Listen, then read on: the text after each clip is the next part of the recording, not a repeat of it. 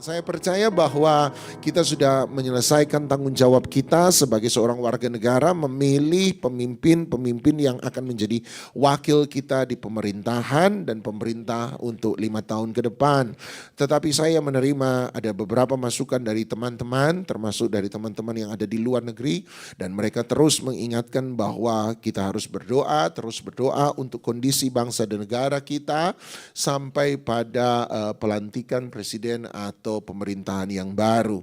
Dan tentu saja saya mengundang Anda dan mengajak Anda terus ada bersama-sama mendoakan bangsa dan negara kita, yang kita berdoa tidak semakin menjadi terpecah, tidak semakin menjadi terpisah satu sama lain, tetapi kembali lagi menjadi satu sebagai bangsa dan negara. Sebab di mana ada kesatuan, di situ ada berkat Tuhan.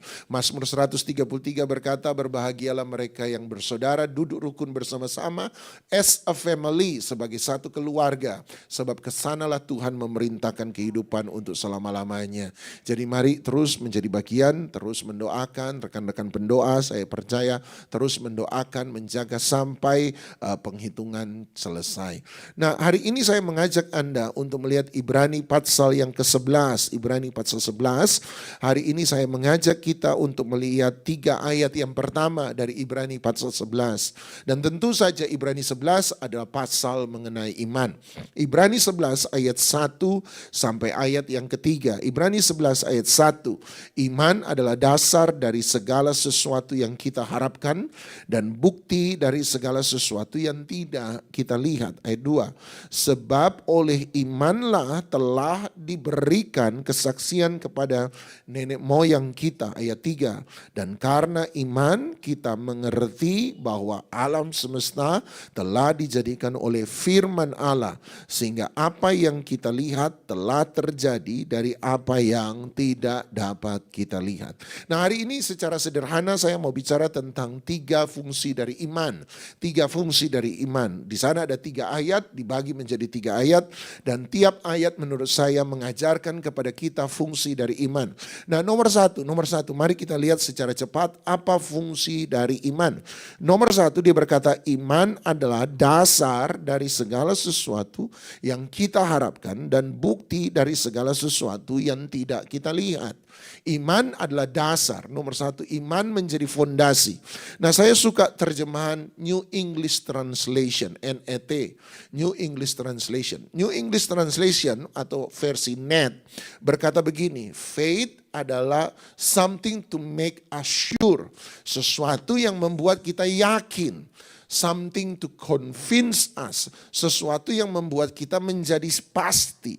Jadi Anda lihat iman berfungsi nomor 1 untuk memberi keyakinan dan kepastian terhadap apa yang kita harapkan. Jadi bagi saya sederhana, nomor 1, keyakinan kepercayaan kita, dengar baik-baik, tidak sama dengan iman kita. Iman dan percaya adalah 2 hal yang berbeda. Iman dan percaya dalam bahasa Indonesia selalu disamakan. Tetapi menurut saya iman dan percaya adalah 2 hal yang berbeda. Percaya, kita bisa percaya pada apa saja. Saya bisa percaya pada Sam, saya percaya pada Agni, saya percaya pada Glady, saya percaya pada Sophie, saya percaya pada Pak Jeff, saya percaya si A, saya percaya bumi itu bulat. Saya bisa percaya apa saja. Tetapi iman itu tidak menunjukkan pada apa saja dan siapa saja. Iman bagi saya, khusus bagi saya yang percaya pada Yesus Kristus, beriman pada Yesus Kristus, iman saya hanya pada satu hal, satu pribadi, yaitu Yesus sendiri. Saya boleh percaya bahwa Yesus akan membuat mujizat bagi saya percaya pada mujizat, saya percaya pada malaikat-malaikat, tetapi iman saya tidak pada mujizat. Iman saya tidak pada malaikat. Saya percaya pada Pak Jeffrey, tetapi iman saya bukan pada Pak Jeffrey. Iman dan percaya adalah 2 hal yang berbeda. Saya boleh percaya pada apa saja, saya percaya pada siapa saja. Tetapi saya beriman hanya kepada Yesus. Itu perbedaannya. Iman pada Yesuslah yang menghasilkan kepercayaan. Iman pada Yesuslah yang menghasilkan pengharapan. Kenapa waktu sakit saya percaya bahwa saya akan disembuhkan? Kenapa? Sebab iman saya pada Yesus, bahwa Tuhan Yesus baik, bahwa Tuhan Yesus adalah Tuhan yang berkuasa. Dia sanggup melakukan segala sesuatu. Berdasarkan iman saya pada Yesus yang demikian, maka lahirlah percaya bahwa Dia akan buat mujizat bagi saya. Karena saya beriman bahwa Yesus baik, maka saya percaya Dia akan menolong saya. Karena saya beriman bahwa Tuhan Yesus sanggup, maka saya percaya bahwa Dia akan buat mujizat bagi saya. Karena saya beriman pada Yesus yang baik, maka saya percaya Dia akan menolong saya dan memberkati saya. Saya percaya pada mujizat, tapi saya tidak beriman pada mujizat. Tolong dibedakan, sebab hari ini iman dan percaya selalu ditukar balikan. Di dalam iman ada percaya, tetapi percaya belum tentu iman. Mohon maaf pagi-pagi buat bingung, ampunilah saya.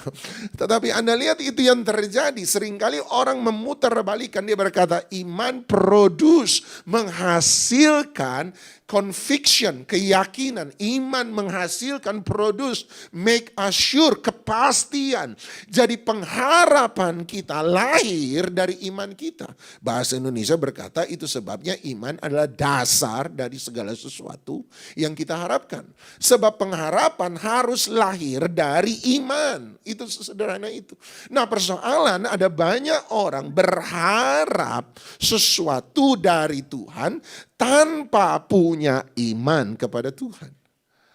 Nah, Anda berkata bagaimana seseorang bisa berharap sesuatu dari Tuhan tanpa punya iman pada Tuhan? Contoh paling mudah, anak-anak Skewa. Anda lihat mereka berkata ketika mereka ketemu orang yang kerasukan setan, apa yang mereka lakukan? Mereka berkata, dalam nama Yesus yang diberitakan oleh Paulus, setan keluarlah. Anda lihat yang mereka lakukan adalah mereka meniru gayanya. Tetapi mereka tidak punya hubungan iman dengan Yesus yang mereka sebut. Sehingga setan kemudian malas bertanya, Paulus aku kenal, Yesus aku tahu, siapa kamu? Sebab kamu gak pernah terkenal di sorga. Bagi saya sederhana, marilah jadi terkenal di sorga. Gitu ya. Sebab ada banyak orang ternyata menggunakan nama Yesus tetapi tidak pernah punya hubungan dengan Yesus yang dia sebut. Lupa bahwa keyakinan pengharapan lahir dari iman. Imanlah yang memberi pengharapan, imanlah yang memberi keyakinan, imanlah yang memberi kepastian. Dan ketika kita punya iman, seharusnya kita punya kepastian. Tapi hari ini ada banyak orang mencoba meniru caranya, tetapi mereka tidak bisa meniru hubungannya.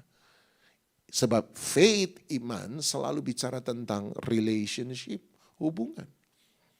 Anda hanya bisa mempercayai, beriman kepada Tuhan yang Anda kenal. Itu yang terjadi. Sama sederhana, coba Anda lihat misalnya, coba Anda lihat Kisah Rasul pasal 8, Kisah Rasul pasal 8. Sekali lagi ini yang seringkali terjadi. Terjadi dalam kehidupan banyak orang percaya. Kisah Rasul pasal 8 ayat yang ke-18. Kisah Rasul pasal 8 ayat 18. Dan Anda lihat ini yang selalu coba kita lakukan. Makanya Sam seringkali berkata hubungan kita dengan Tuhan seringkali adalah hubungan transaksional. Dan bukan relasional, sederhana. Sebab ini yang terjadi. Sebab kita punya percayanya, kita mencoba membangun keyakinan, kita mencoba membangun percaya, kita mencoba membangun pengharapan tanpa didasarkan oleh iman. Iman sebenarnya make us sure, membuat kita yakin, membuat kita bisa berharap, membuat kita bisa percaya.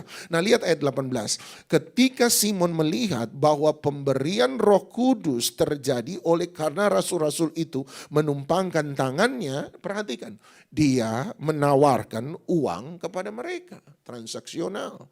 Serta berkata ayat 19, berikanlah juga kepadaku kuasa itu supaya jika aku menumpangkan tanganku di atas seseorang, dia boleh menerima Roh Kudus. Ayat 20, tetapi Petrus berkata kepadanya, apa? Binasalah kiranya uangmu itu bersama dengan engkau, karena engkau menyangka bahwa engkau apa? Dapat membeli karunia Allah dengan uang. Tidak ada bagian atau hakmu dalam perkara ini sebab apa? Hatimu tidak lurus di hadapan Allah. Jadi bertobatlah dari kejahatanmu ini dan berdoalah kepada Tuhan supaya Dia mengampuni menekuni niat hatimu ini. Sebab kulihat bahwa hatimu telah seperti empedu yang pahit dan terjerat, terperangkap, terikat, terpenjara dalam kejahatan.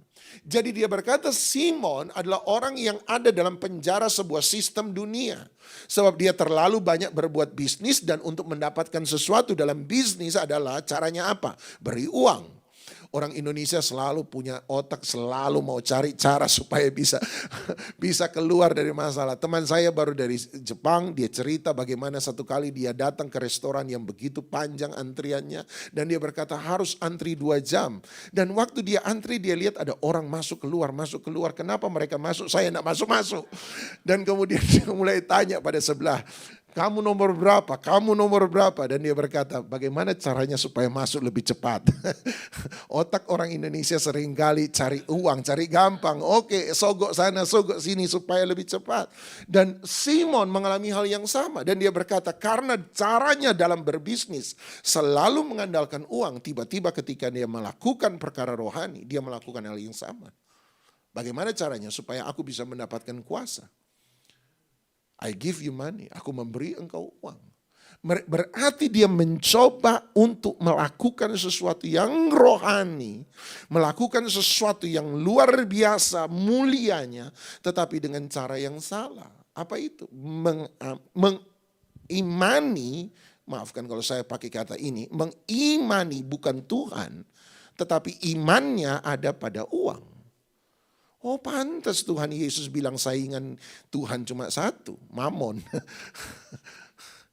Sebab ada banyak orang imannya tidak diletakkan pada Yesus, tetapi imannya diletakkan kepada uang. Dan itu yang terjadi.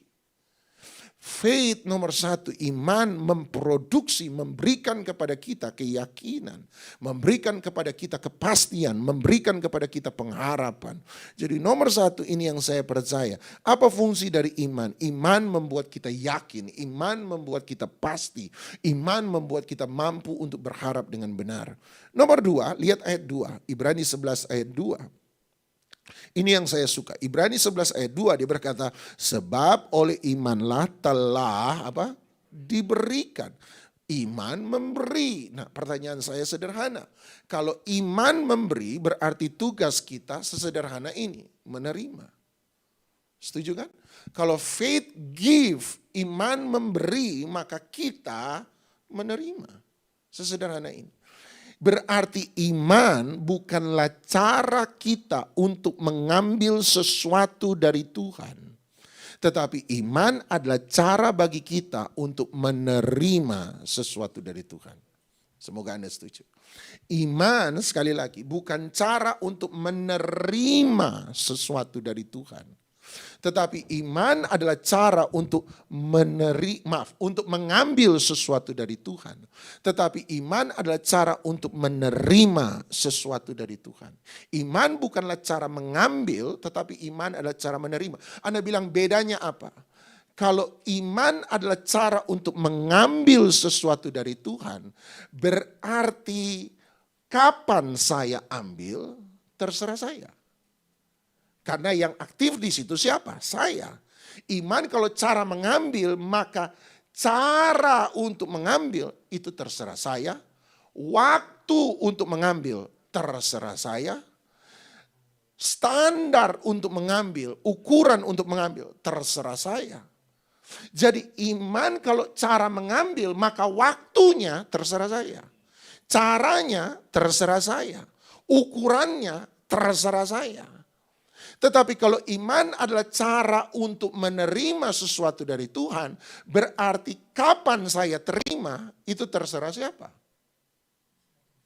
Sebab Tuhan yang memberi, saya hanya menerima. Bagaimana cara Tuhan memberi, terserah Tuhan, bukan terserah saya. Kapan dia akan beri, bagaimana cara dia memberi, semuanya terserah dia. Berarti iman bukanlah cara mengambil. Makanya seringkali kata klaim sebenarnya buat saya tidak ada masalah. Tetapi seringkali penerimaan kita terhadap kata klaim itu kemudian berarti, oh saya butuh sekarang, saya ambil sekarang. caranya menurut cara saya. Kapan menurut waktunya saya. Sehingga kita berkata, loh saya sudah klaim, klaim. Seperti Tuhan petugas asuransi. Sebab menurut kita iman adalah cara mengambil. Bagi Ibrani 11 sederhana. Iman bukan cara mengambil sesuatu dari Tuhan. Iman adalah cara menerima. Sebab kapan saya terima itu terserah dia. Bagaimana cara saya menerima terserah dia. Apa yang saya terima terserah dia. Makanya iman itu lahir dari rest. Rest itu istirahat, kepastian bahwa dia sudah memberi. Saya hanya menerima apa yang sudah diberi. Saya tidak sementara memprovokasi Tuhan. Saya tidak mencoba memanipulasi Tuhan. Tidak. Kalau saya mengambil berarti saya itu waktu saya. Cara saya, mau saya, kapan saya ambil. Terserah saya. Berarti saya memanipulasi Tuhan. Bahkan kasarnya saya merampok Tuhan. Iman adalah cara kita memanipulasi Tuhan. Loh saya sudah beribadah kok. Loh saya sudah setia kok. Loh saya sudah kasih persepuluhan kok. Loh saya sudah melayani kok. Loh saya sudah khotbah kok. Dan semua yang hal aktivitas yang kita lakukan adalah cara kita untuk menodong Tuhan. Kalau iman cara mengambil. Tetapi kan kita tidak begitu. Aktivitas rohani bukanlah transaksi yang kita lakukan dengan Tuhan untuk merampok Tuhan kan. Itu kita lakukan karena cinta kita pada Tuhan. Dan kapan saya menerima upahnya terserah Tuhan. Apa yang saya terima dari Tuhan terserah Tuhan. Berapa banyak yang saya terima terserah Tuhan. Saya hanya menerima. Dan ketika saya tahu bahwa Tuhan sudah memberi, disitulah iman saya. Saya percaya, saya beriman pada Tuhan Yesus, tapi saya percaya, oh dia sudah beri. Itu sebabnya kalau dia sudah beri, saya percaya bahwa saya menerima apa yang dia sudah beri. Mari saya kasih contoh sederhana. Efesus pasal 1, Efesus pasal 1 ayat yang ketiga. Efesus pasal 1 ayat ketiga. Ayat terkenal sebenarnya. Efesus 1 ayat 3. Perhatikan baik-baik sederhana. Efesus 1 ayat 3. Terpujilah Allah dan Bapa dari Tuhan kita Yesus Kristus. Jadi terima kasih terpujilah kepada Tuhan Allah Bapa yang dalam Kristus, dalam Yesus telah apa? Mengaruniakan, apa kata lain dari mengaruniakan? Memberikan. Yang telah memberikan, mengaruniakan kepada kita apa? Segala berkat rohani di dalam surga. Perhatikan kata telah. Kristus yang telah mengaruniakan. Kata telah berarti apa? Sudah diberikan. Kita hanya bisa percaya menerima sesuatu yang dia lebih dulu telah berikan. Sesuatu yang dia tidak diberikan, kita tidak akan mengambilnya. Sesuatu yang dia tidak pernah berikan, maka kita tidak akan pernah mencoba mengambil. Kita hanya bisa mengambil apa yang dia telah berikan. Dan apa yang telah diberikan? Segala berkat rohani di dalam surga. Kata segala berkat rohani di dalam surga bukan berarti nanti tunggu di surga baru kemudian Anda terima. Tetapi dia berkata segala berkat rohani, bahasa Inggris bagus sekali, in heavenly places. Yang tersedia di sorga. Sesederhana ini. Berarti segala berkat rohani yang dia telah ada di dalam sorga. Dalam realita sorgawi. Heavenly realm. Itu yang kita bisa percaya. Saya percaya apakah ada sukacita bagi mereka yang beriman pada Yesus? Ya. Kenapa? Sebab dia berkata dia telah mengaruniakan kepada kita segala berkat rohani yang ada dalam heavenly places. Apakah saya percaya bahwa ada damai sejahtera di tengah-tengah keluarga pernikahan kita? Ya.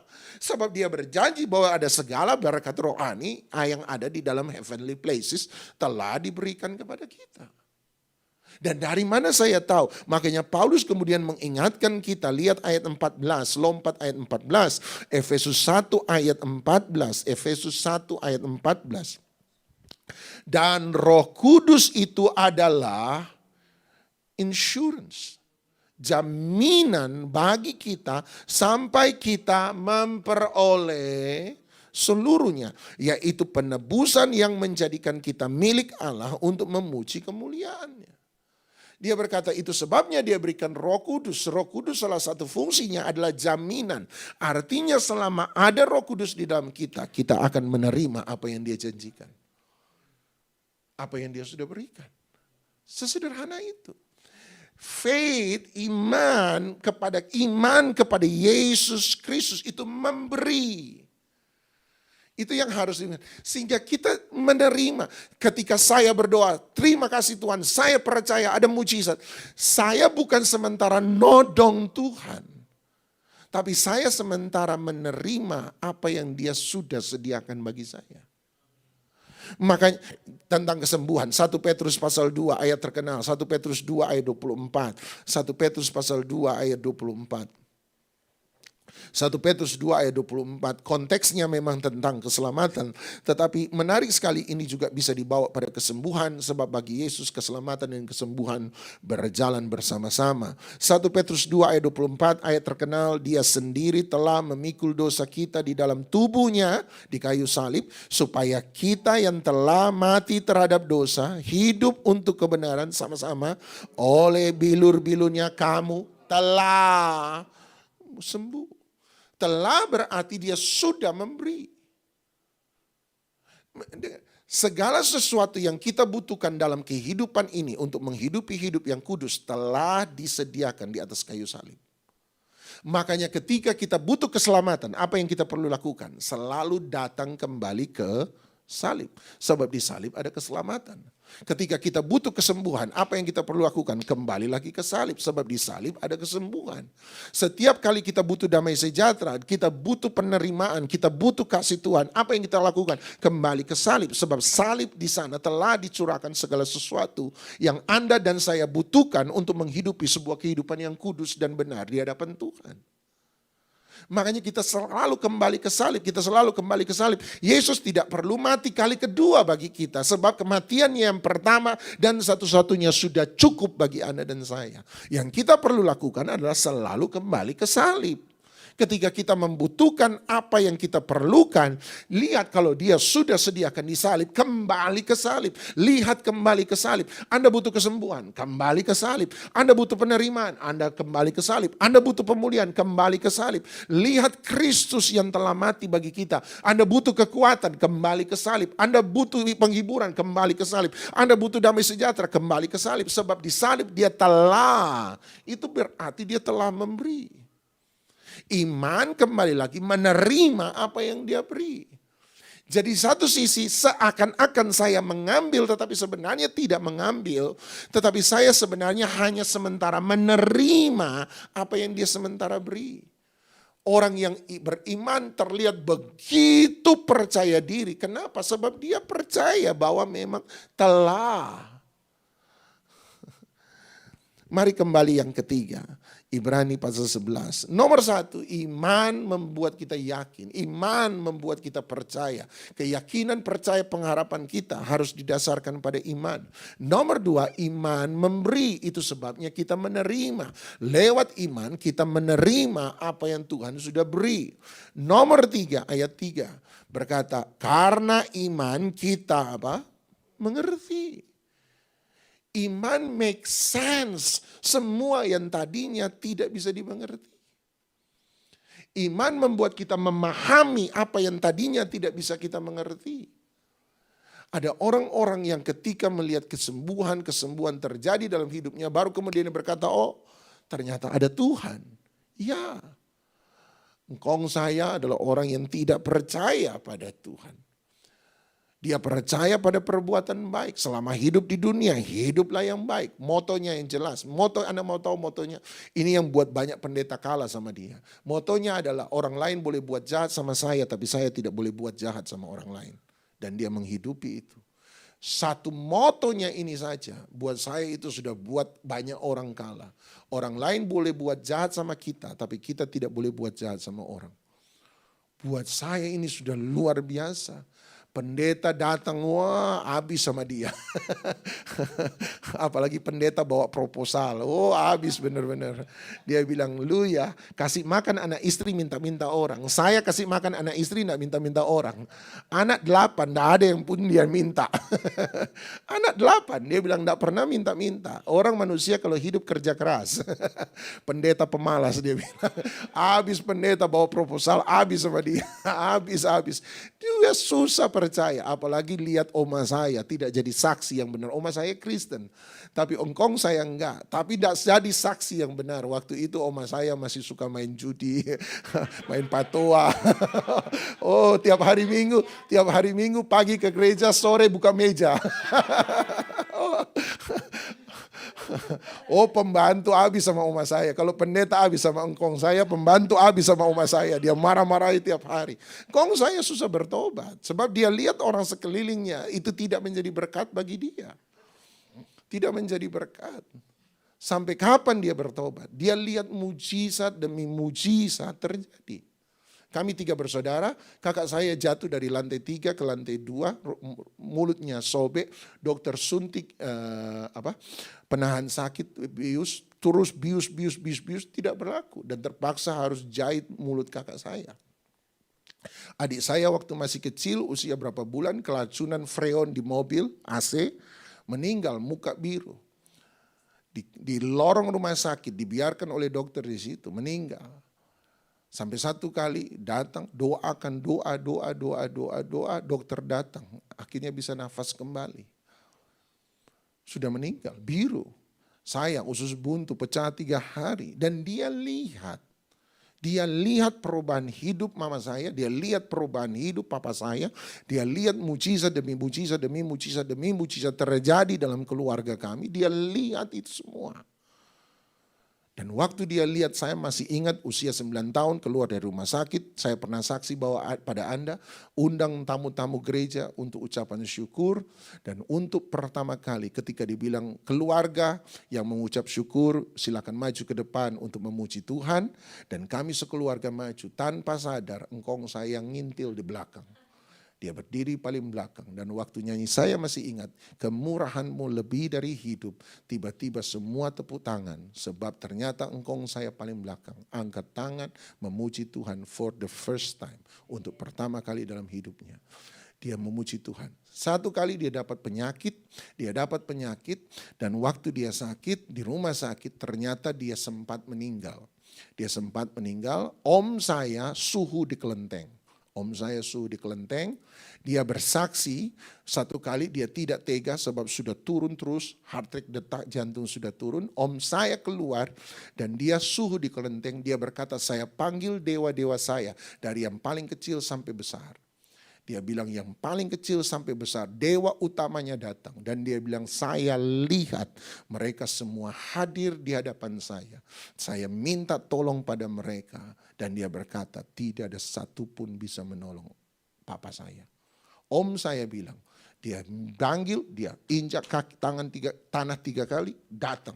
Tidak bisa tolong. Dia injak lagi 1, tanah 3 kali, datang. Suruh tolong, tidak bisa tolong. Sampai paling puncak. Dia injak tanah 3 kali, suruh datang, tidak bisa tolong. Datang tapi tidak bisa tolong. Terakhir dia ingat satu buku, ada tulisan begini, ada 3 dewa besar muka bumi, 1 Buddha, 2 Tao, dewa-dewa ini. Dan yang ketiga ada dewa orang Kristen Yesus Citu. Nah mereka kalau panggil dewa itu sebut namanya. Dia panggil Yesus Citu, Yesus Citu, Yesus Citu, Yesus Citu, Yesus Citu, Yesus Citu, Yesus Citu, Yesus Citu, Yesus Citu. Dia bilang kalau engkau bisa sembuhkan papa saya ikut engkau seumur hidup. Waktu dia panggil Yesus Citu, tiba-tiba dari ruangan engkong saya teriak sekeras-kerasnya, saya hidup. Kalau dia bilang saya hidup berarti dia mati. Tanya kesaksian, dia berkata saya ada di ruangan gelap. Ada satu terang, cahaya bersinar, ada suara dari terang itu, waktumu belum tiba. Dia berseru pada terang itu. Dia panggil Yesus. Dan hari itu dia hidup kembali. Selesai pulang ke rumah, dia baptis, nanti sekian bulan kemudian dia meninggal dengan tenang. Anda lihat, hari itu setelah melihat mujizat demi mujizat, baru dia bisa memahami. Ada banyak orang mau mencoba mengenal Tuhan hanya dengan pikirannya. Dan penulis Ibrani berkata, iman yang akan membuat everything make sense. Ketika Anda betul-betul percaya pada dia, Tuhan ada. Baru Anda tahu, dia benar-benar Tuhan yang luar biasa. Hari ini, Anda mungkin sementara bergumul. Dan saya mau berkata, panggil namanya. Dia tetap Tuhan yang berkuasa. Dia tetap Tuhan yang baik. Panggil namanya. Kalau orang tidak percaya panggil namanya, dia tetap tolong dia hadir. Apalagi kita yang berseru kepada dia. Tetap setia, tetap beriman pada Yesus.